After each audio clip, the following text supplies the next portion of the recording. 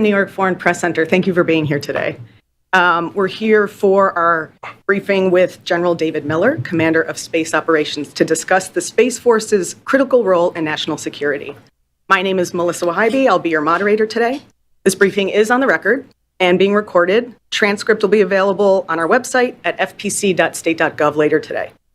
And as we begin, we ask that your Zoom profile reflects your name and your media outlet. General Miller will offer opening remarks, and then we'll have a period of Q&A, which I will moderate. At this time, sir, the floor is yours. Thank you. Thanks to all the folks who are here and online on Zoom. Appreciate the opportunity to speak with you today.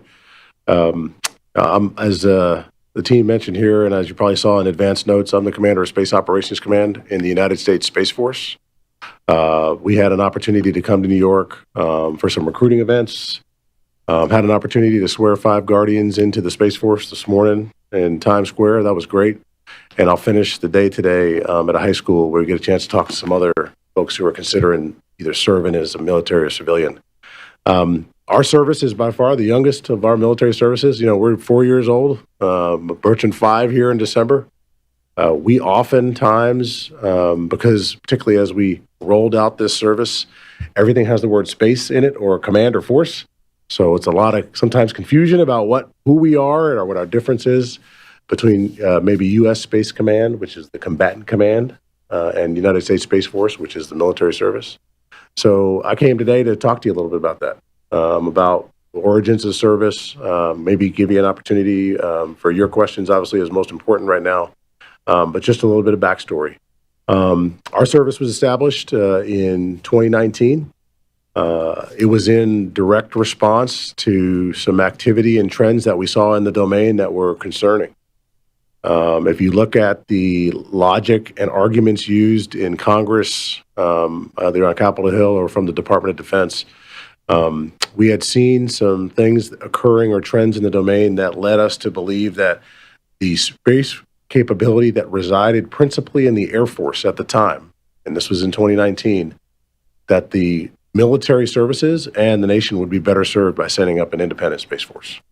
And that was because of a few things. We had some trends of adversaries developing, specifically counter space technologies designed to deny or defeat the advantage that the United States military has garnered from space in the past, and that's an ability to see over the horizon, shoot over the horizon, move and communicate. We rely on space in almost every military formation we have. Carrier Strike Group, through Infantry Brigade, through Marine Expeditionary Unit. All of them were built and have some level of dependence on integrating space into their formation. So we were concerned because increasingly adversaries were building capability to deny that space capability to the joint force. The second piece is as we watched, adversaries saw how the United States prepares for and conducts operations, how we garner quite a bit of advantage in precision, range, lethality, coordination of forces, and began building their own space capabilities to find, fix, and potentially target United States military forces. So in 2019, a lot of quick debate, but we had been studying this for 30 years prior to that. When I was a captain in 1998, I met, at that time, he was the former Secretary of Defense, Don Rumsfeld, who was leading a study on standing up an independent Space Corps in the United States Air Force at the time. So this was something that was long studied. But in 2019, it was quick because the previous administration, there was a quick discussion in some sense relative to the stand-up of the Air Force, which was 6 years of legislation before the Air Force was stood up. So because it was so rapid, we recognized that maybe we haven't gotten the word out, talked enough about what Space Force does for the nation, what we do for our allies and partners, and how we are integrated into your daily lives, whether you're aware of it or not. The most visible manifestation of that is in our global positioning system and the position, navigation, and timing signal that global positioning system, which is operated by one of my units, 2nd Space Operations Squadron, and provided by the Department of Defense. I Ubered last night to a restaurant. If you don't have that PNT signal, you won't know where your car is, where it's going, or when it's coming. Similarly, banking, gas pumps, international trade, the encoding signals, signatures for secure communications, all are dependent on that timing signal from GPS. That's the easiest manifestation for people, not to mention satellite communications, surveillance and reconnaissance, your weather that you see on TV, those things all come from space capabilities that the United States military provides. So again, we organized the service in 2019, stood it up in December of that year. And right now, we had an opportunity to be here in New York, and I wanted to seize the moment to maybe talk to some partners who we don't usually get to give them a chance to hear a little bit about our service. So I'll stop talking for now, but I appreciate folks who are here today, and I look forward to any questions you have. Great. Thank you, sir. At this time, this is the Q&A portion of the event. For those in the room, just indicate you have a question. I'll call on you, state your name and organization. For those online, same practice, only raise your virtual hand. And if you have a question to offer in the chat, I can read that on your behalf. When you're called on, again, state your name and organization. So, any questions? Yeah, please. Logan Church from Television New Zealand. I have two questions. Yeah, certainly. I wonder if you could perhaps describe what's happening now in terms of space. Obviously, a lot of since 2019. So perhaps describe what's happening now and where you see things, where you see this arena, I guess, going forward. Right. And then secondly, with that in mind, what that means for the United States allies, such as New Zealand. We are a spacefaring nation as well, obviously a lot smaller. So yes, those two questions, please. Yeah. That's a great question. Thanks, Logan. I guess to summarize it with two key themes that we're seeing that are continuing apace. The domain is becoming increasingly congested. Many, many more active satellites or spacecraft on orbit than there were even 5 years ago. Certainly way more than there were 10 or 20 years ago. And it's also becoming increasingly contested. That competitors and potential adversaries continue apace at developing counter space systems and fielding them that are of concern to the United States military and the Department of Defense. An example of the latter first, in November of 2021, you may recall the Russian Federation launched a direct descent anti-satellite weapon that destroyed one of their satellites, created about 1,500 pieces of debris, many of which are still on orbit, many of which provide a risk to the International Space Station, where their cosmonauts are. Similarly to other spacecraft that are at orbits at that altitude or below. Obviously, that concerns us. The amount of trackable debris has increased coincidentally, obviously, with that. And some of that debris is very small, and it's harder to track than we have had in the past. So we get concerned about sustainability of the domain, right? Simultaneously, we're concerned about the security implications of nations fielding destructive anti-satellite capabilities, which is why you saw a couple of years ago our vice president lead with a declaration that the U.S. would no longer support or do those activities of destructive anti-satellite tests. And you saw a bunch of nations jump on board with that. Not everybody has. So it's increasingly contested, and that's why you have a military service that's focused on this now. From a congested standpoint, there's challenges there, but there's also a lot of opportunities. Many commercial vendors have begun to field proliferated constellations that offer a level of resilience, coverage, and capability and capacity that is remarkable compared to where we might have thought 10 or 15 years ago. It's not just in on-orbit operations for communications, let's say, like Starlink, you may have heard of that. It's also in the launch enterprise, where they have more vendors providing more options for launch. That has exploded in both technology opportunities. We've also seen it, though, in some of the missions that we have done in the past. So where in the past, maybe 10 years ago, the primary and almost exclusive provider of spacecraft positioning data was the United States military. You see commercial vendors now getting into that space and providing, radars or optical tracking of debris or objects on orbit. So I think that trend of both contested, which is certainly has a level of being disconcerting to us. I don't know that I would say it was a surprise to us. We predicted it. That's why we stood up a service. That hasn't changed. But certainly also congested. And then, like most things, there's both challenges and opportunities in each of those. we continue, I'll reemphasize this again and again today. While we are certainly the newest branch of the United States military, you'll hear a consistent theme from us. We are not looking for, do we seek any conflict in, through, or from the space domain. We view that the opportunities, it is the ultimate global commons, as we call it. The civil, commercial, and just general benefit that the American people, but our allies and partners throughout the world get is incredible from operations in the domain. We want to keep that sustainable. Our job is to deter it, conflict, and not seek it out. But it's also our job to be ready for it. And that's, I think, the main purpose of why you see, 5 years ago, well, not yet 5 years, but in December, 5 years ago, the United States stood up a separate service focused on this. Does that answer your question? Thank you. Great, thank you. Alan? Lieutenant General Alan Bukati from News Agency RIA Novosti. Could you uncover, please, your cooperation with the Russian colleagues in this domain, if there is any cooperation at this point? Sure. I think, so the U in this case may be the U.S. government as opposed to just the United States Space Force, but I can give you a couple of examples.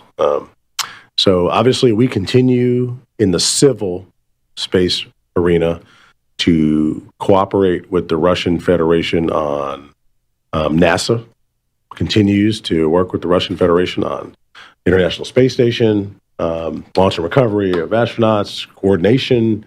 I think that continues with Roscosmos, and I think that if you could speak to NASA specifically, but I think that they see that that's an important relationship they want to sustain and keep going. Our partnership from the military perspective with the Russians, maybe not as continuous or formal per se, but that doesn't mean that there's any. Perfect example, in advance of that November destructive anti-satellite test, we did send a delegation to talk with our Russian partners about the potential dangers of that, why we thought it was irresponsible, and specific examples of what we thought would happen, which frankly turned out to be very accurate of what we thought would happen.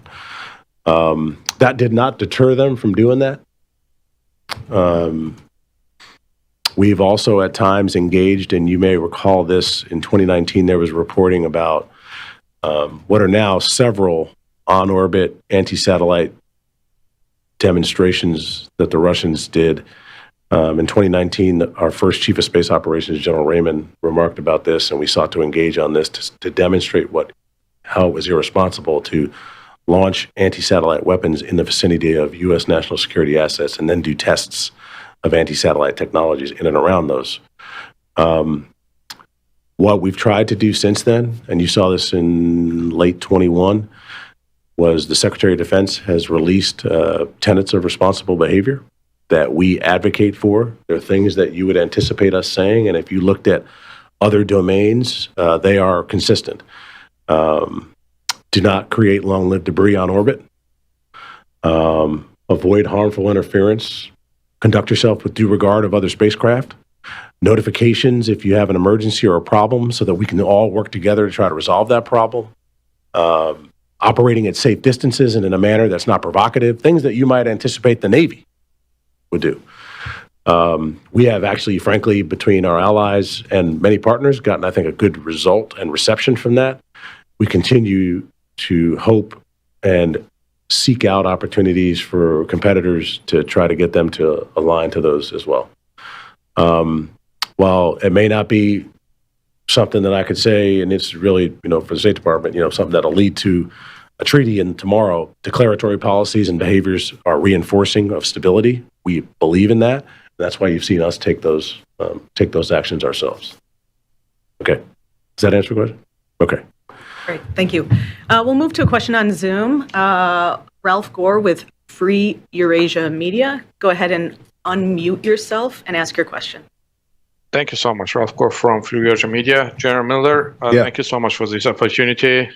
With this U.S. Space Force celebrating its 5th anniversary later this year, there's undoubtedly a keen focus on recruitment efforts to bolster its ranks. Given its critical role in national security, could you please elaborate on Space Force's current recruitment targets for 2024?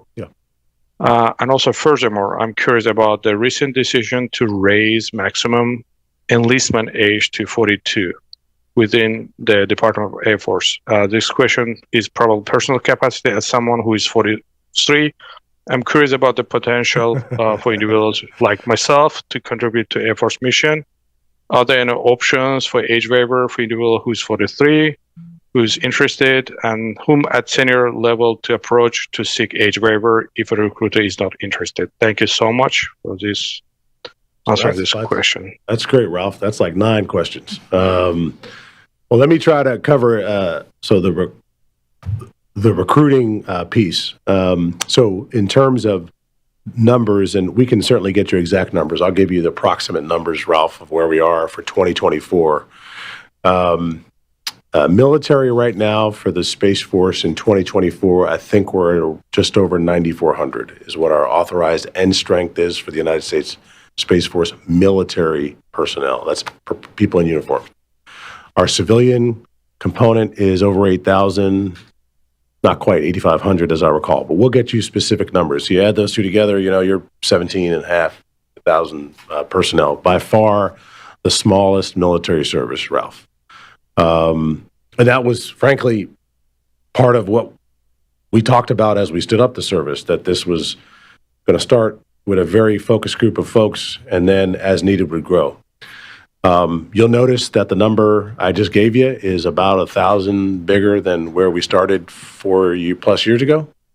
And you say, well, why is that? Well, it's like I said in the opening, Ralph, the demand for space power across the Joint Force and our coalition partners just keeps going like this. And as a result, we have not stopped any missions that we have started and had going on, and we are taking on new missions all the time. A mission in 2024 that you'll hear the Secretary and my boss, General Saltzman, talk about, the Service Chief, is ground moving target indicator capability in space. That's not something we had done in the Space Force previously. That's a new mission, right, Ralph? So that's something that we have to take on. That has to, because we're not turning off any other missions. In fact, we've gained more new weather capabilities, new surveillance capabilities, and so on. We'll grow to that. In terms of our recruiting, we do not have a challenge, on recruiting great people. We're going to open up for an opportunity for inter-service transfers, Ralph, which is folks from the Army, Navy, Marine Corps, and so on to transfer into the Space Force. We'll have another round of that.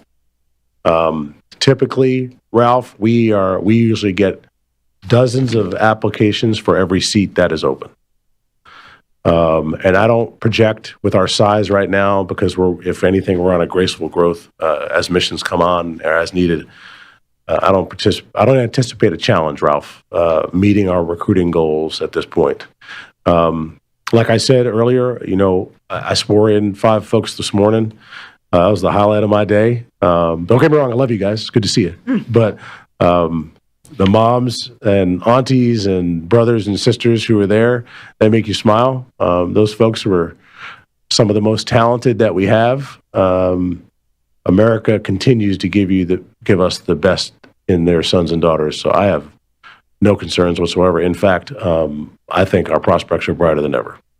In terms of, your specific situation, there's always waivers in the United States military if you're persistent. As far as why the recruiting age increased in the department, that's a great question. I don't have a specific answer for that. We can certainly take that for action for a look. I guess what I would say is we're on the hunt for great talent, and at that great talent, is 10 or 20 years over what the mean age of the service member is. That's just what it is. In our service, I will point out to you, I pointed out 2 different folks who are serving in the Space Force, Ralph. One of them is our military folks who wear a uniform like me. Another is our civilians. So even if, let's say, there's not an opportunity for someone to join the military because of an age restriction or something like that, that doesn't mean you can't serve.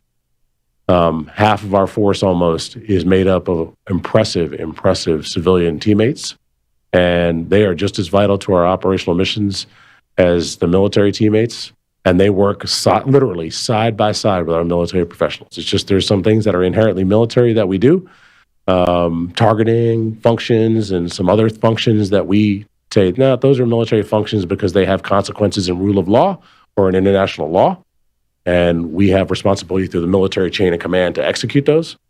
Those are things that we tend to reserve, but the space is wide open for our civilians, whether that's in our core disciplines. There's only 5, Ralph, that we have. Space operations, which is mine, cyber operations, ISR, intelligence, surveillance, and reconnaissance, engineering and acquisition. That's it. On my installations, in my command, the defenders at the gate, those are airmen. The civil engineers who are working in my power plant, keeping the mission systems going, those are airmen. The people who work in personnel and administration, those are airmen. That's the relationship we built, was to keep our Space Force team mission-focused, Ralph, and we'll rely on our combat support and combat service support to be provided by the United States Air Force. And in my command, half of my team is airmen. So there's about, somewhere, depending on how you're counting, between 13,500 and 15,000 people in Space Operations Command. Half of that team is airmen. So there's plenty of opportunities to serve, Ralph. I'm sure, depending on what you're trying to do, there's a good opportunity. I don't know if that's like a made-up background sitting behind you, though. You're not going to get that background in the Space Force, probably, of where you're working. But it looks beautiful. All right, we'll come back in the room. Carolyn? Yes, Carlene Van Houweling, AD, Netherlands. You mentioned the Space Force was set up because of concerns of the capabilities of adversaries, and I wonder how that is now 5 years later, and specifically also recalling some reports about nuclear space weapons developed by Russia recently. Right. And I have a second question.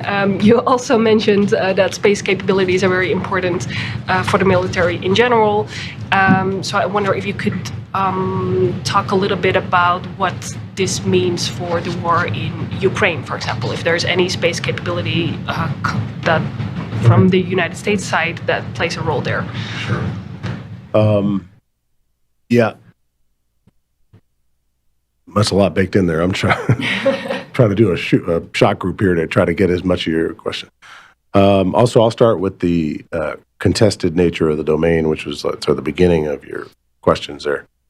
It's not changed since the concerns that were argued, and don't take my word for it, go look it up, in the summer and spring of 2019 of why we needed a Space Force now at that time was primarily about the threat from competitors like, Russia and China.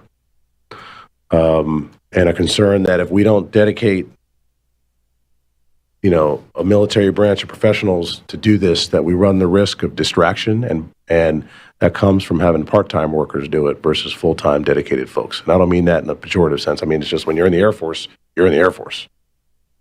The logic was if we have folks who dedicate to focus on this 24/7, Space Force will have new options they come up with, innovative approaches that may not lead to traditional outcomes that we've seen in the past. And also, we begin to build depth and competency in mission sets that we just, because of the nature of the Air Force driving assignments, that we didn't have before. I'll give you a perfect example. I, as a colonel, was deployed to Iraq in response to the ISIS threat in 2015 after my 06 command tour. And I was doing military cooperation and support with the Ministry of Information Forces that they had there, Ministry of Interior Forces, and some information capabilities that they had. There's probably something that relates to space in there, but that was to fulfill an Air Force requirement. And I think the benefit of having a service is you get to really focus on, hey, how do we use our people, particularly when, as I mentioned, we're the smallest.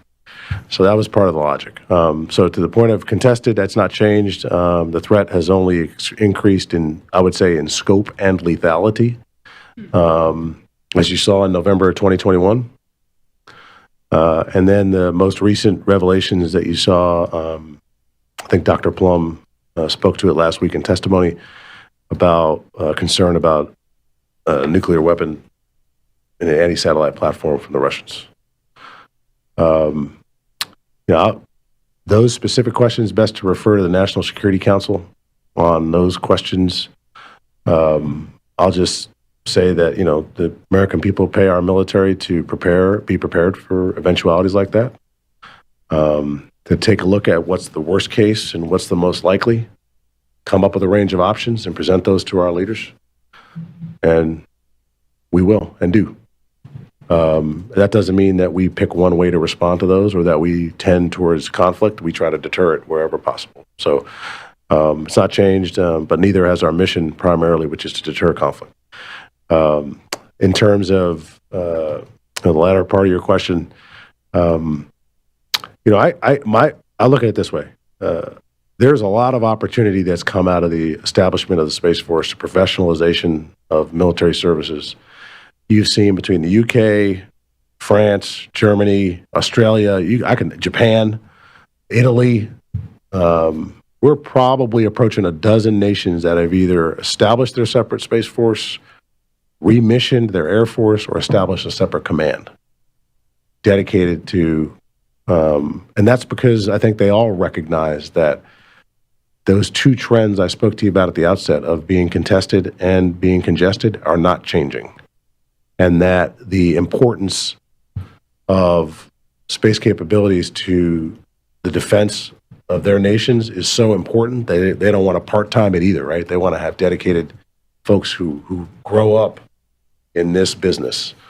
In terms of civil applications, like I said, GPS, I think, it's probably one of the most consequential innovations in the last 50 to 60 years that people understand least about because they don't see it day to day. They're in 12-hour orbits, 20,000 kilometers in the sky or an orbit, and they just don't get a chance to touch it. But it's affecting their daily lives every day.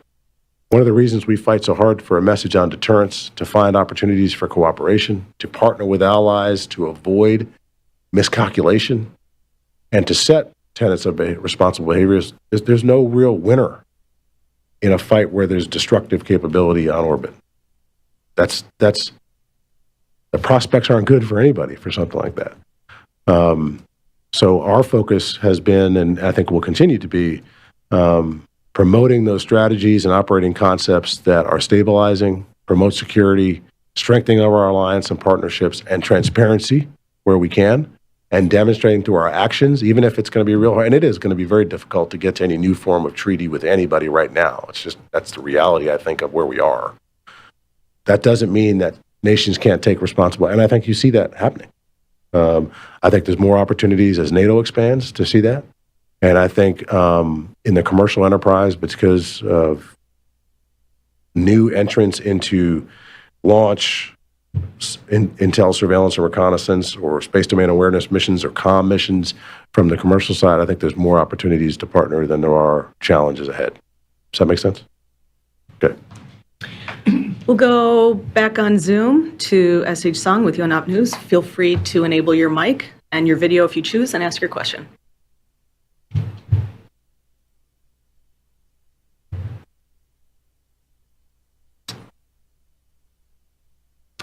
You're unmuted, but we can't hear you.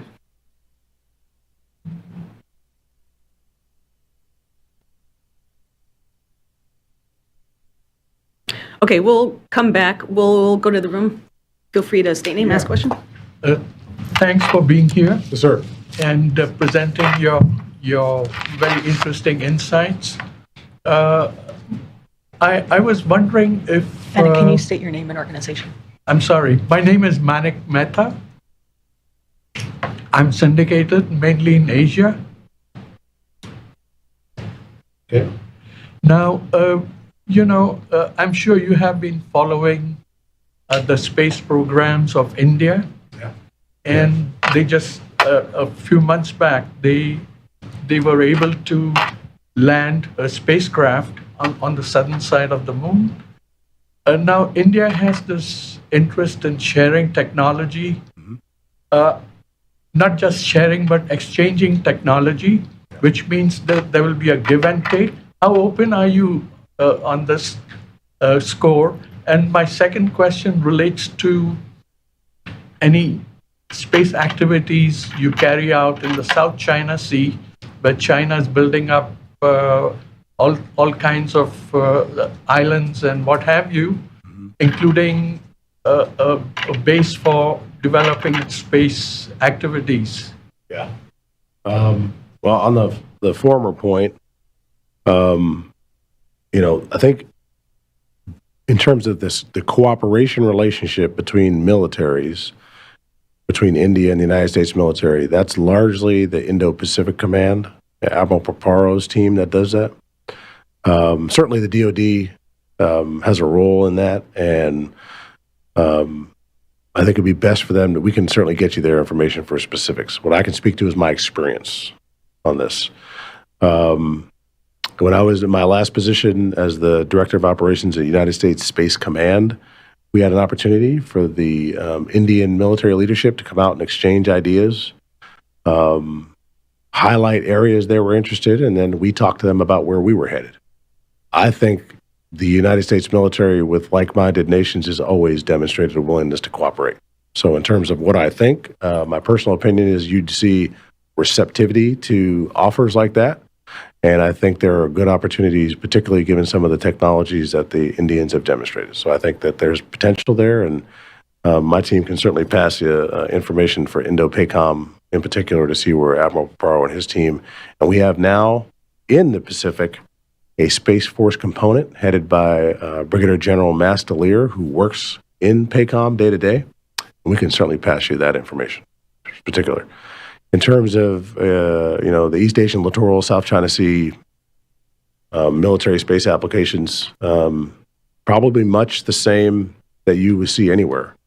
The pictures you've seen, even from commercial imagery about the construction of those islands, those come from space. There just happen to be maybe commercial, Maxar maybe, or somebody provided that. Our mission still is to support providing indications and warning of potential crises. That's one of the things we do. And that's one of the things we do in partnership, frankly, with the intelligence community. So we'll continue to do that.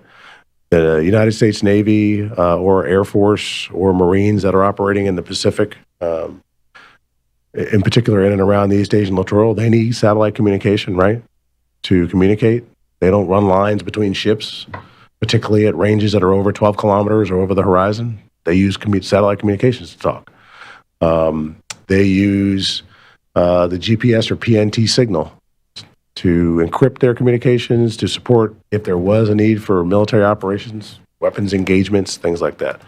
So while our footprint in a particular military formation may not be large, if at all, the capability we're providing to them is still significant. And like I said, there isn't a significant military formation in the Department of Defense that we have that doesn't have some connection or reliance on space capability.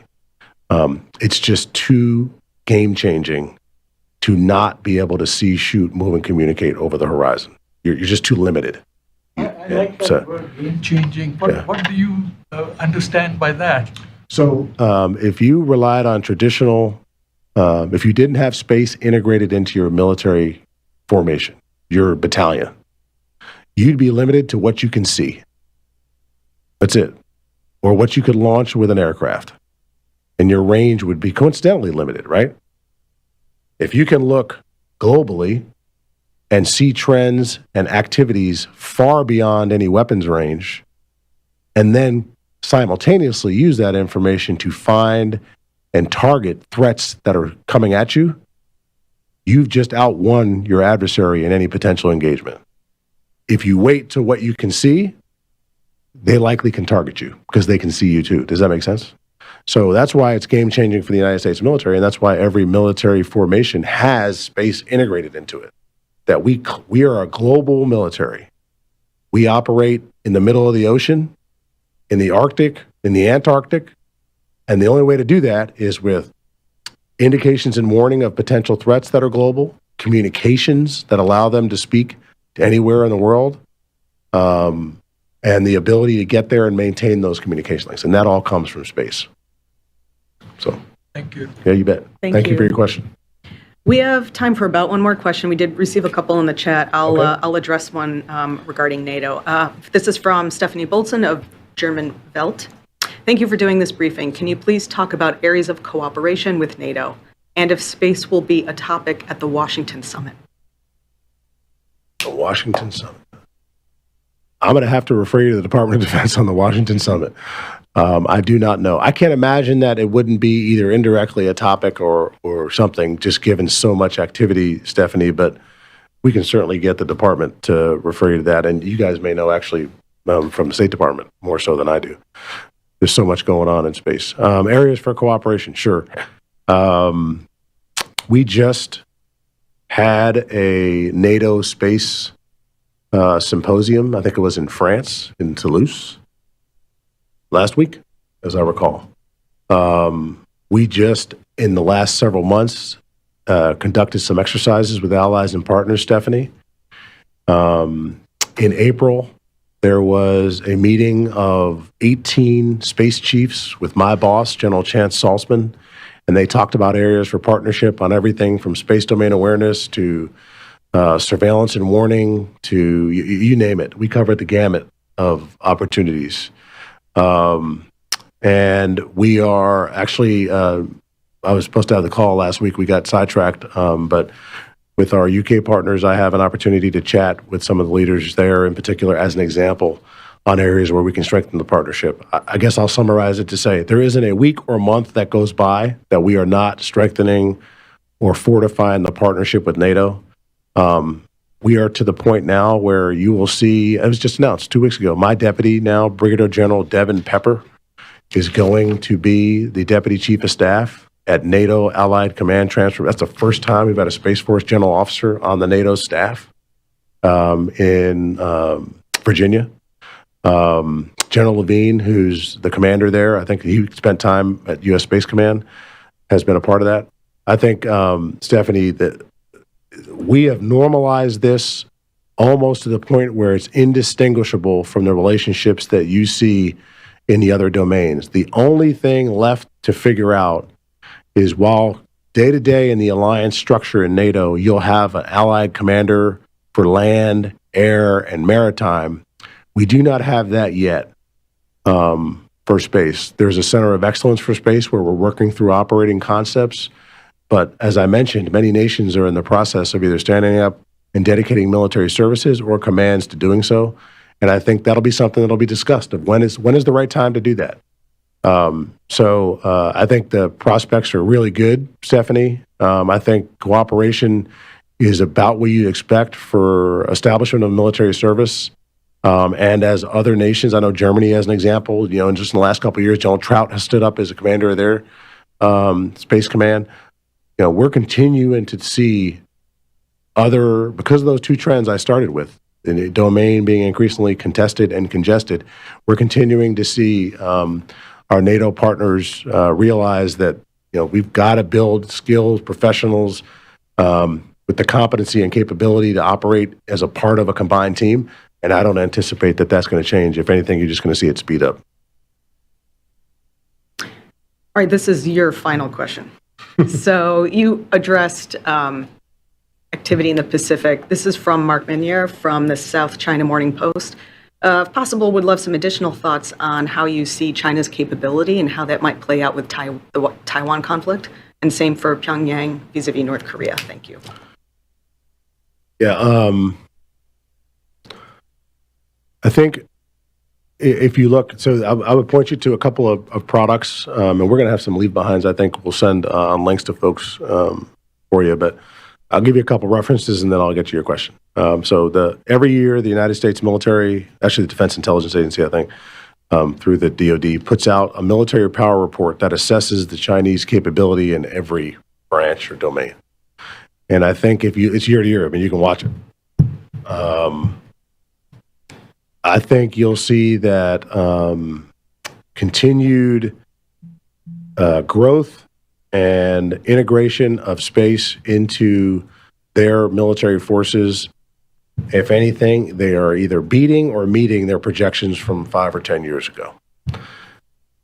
They've got over 450 ISR satellites on orbit right now dedicated to surveillance, warning, targeting. They had over 60 launches last year, which is about their pace, their record pace. I think the year before was about that much. They continue to exercise electromagnetic warfare capabilities to disrupt satellite communications, PNT or GPS. They have high energy laser systems that are built to deny or disrupt surveillance and reconnaissance systems. They're a very capable military force. In terms of how it would apply in conflict, I would suggest you review their doctrine. That's also covered in that periodical that I mentioned to you. Space is a domain of warfare for them. They reorganized their military in 2015 to create effectively a space force. They continue to exercise every year at that integration, and I anticipate that they view as part of their informatized warfare concept space as something that's essential to securing and the high ground that they want to secure, and also to dominating an adversary's information space. So they're a very capable adversary. And we don't want it to turn into conflict, is what I would say to you. So we continue to seek out, that's why I'm here talking about tenets of responsible behavior, emphasizing areas where we could cooperate. The Department of Defense, in particular, the chairman and the secretary, have started to normalize, again, military cooperation and mill-to-mill discussions with the PLA. I think that's healthy and a good thing. That's a stabilizing force to prevent miscalculation. I'm not going to go through scenarios and speculate. That'd be better for, Admiral Paparo and his team to go through. Our job is to be ready. That's what the American people expect. We don't want a conflict, but it would be a mistake, frankly, a grave mistake to assume that we're not ready for that. I seek, and I think every military leader that I've run into will tell you the same thing. Mark, we want to partner where we can, cooperate at a minimum, and avoid the potential for crisis and conflict. And if there's any confusion about that, hopefully this is yet one more voice saying, nope, that's not what we're about. We're not looking for a fight here. But our task is also to be ready. We have a national defense strategy and a secretary who's directed a level of readiness that we are achieving. And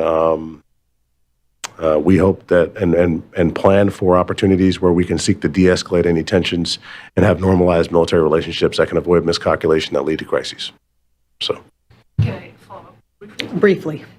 We talked about two main adversaries, Russia and China. What's the main focus for the Space Force? Are you focused more in China, more in Russia? How do you evaluate that? I think the best way to answer that, it's a good last question, is the Secretary has said, Secretary of Defense, China is the pacing threat that we are concerned about.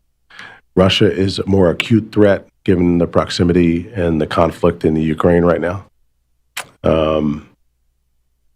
We have to contend with both. Great. Thank you. You bet. This concludes our briefing for today. Thank you, General Miller, Thank for you. being here. Thank you for all who participated, both online and in the room. Transcript will be available later today. Have a good afternoon. Thank you. Appreciate it.